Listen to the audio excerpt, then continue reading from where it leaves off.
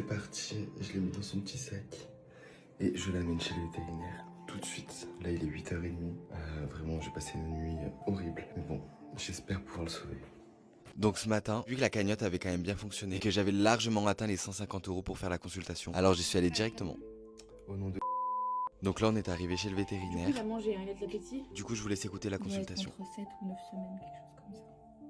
J'ai mis un peu de compresse et de savon Ah d'eau. ouais, c'est pour ça que c'est propre. T'as une tique ici, on va te la retirer. Des vers, hein. Généralement quand les petits chatons comme ça, ils sont vraiment très très maigres avec un petit bidou énorme comme ça, c'est qu'ils sont infestés. Ok. Voilà, tu sais, il y a une boursouflure à l'arrière. Non, bah c'est très très irrité à mon avis. Du coup c'est un petit mal. Ouais, c'est bien un petit gars. Ça agrippe.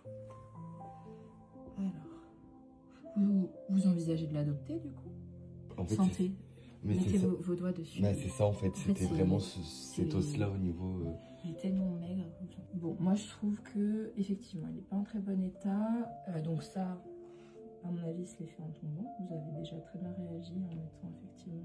Enfin, des soins locaux, hein, c'est ce qu'il faut faire. Là, globalement, ça va vraiment être de la réalimentation, vermifuge, antipuce et des soins locaux sur la tête. Il n'y a pas de fracture, il a le ventre qui est gros. Ok. J'allais juste voir ce qu'on a pour le produit pour les puces. Ouais, pas de soucis. Je vais faire une petite tour de désinfection. Globalement, là, il y en aura à peu près pour 190. Ok. Avec la consultation à 132. En comptant les traitements du coup. En comptant les traitements. Ok. Donc, ok, donc parfait. et du coup, je vais vous laisser du Procolin. Je vais vous montrer comment est-ce que vous devez le donner. Et l'idée, ce serait dans 2 semaines d'aller faire un contrôle chez votre vasotraitant pour prendre un autre vermifuge en relais Péros. Potentiellement du Minvemax quand il sera un petit peu plus gros. Et puis bah du coup, il faudra commencer à vacciner aussi après. Risque d'avoir un petit peu des maladies, je vous disais le coryza. Du coup, après le rendez-vous, je suis passé dans le Intermarché le plus près de chez moi pour aller acheter un peigne anti-puce. J'ai profité pour prendre du pâté pour aujourd'hui parce qu'après, il va falloir changer. Et elle l'a rasé un peu au niveau de la plaie, donc faut que je continue les soins comme j'avais commencé à faire.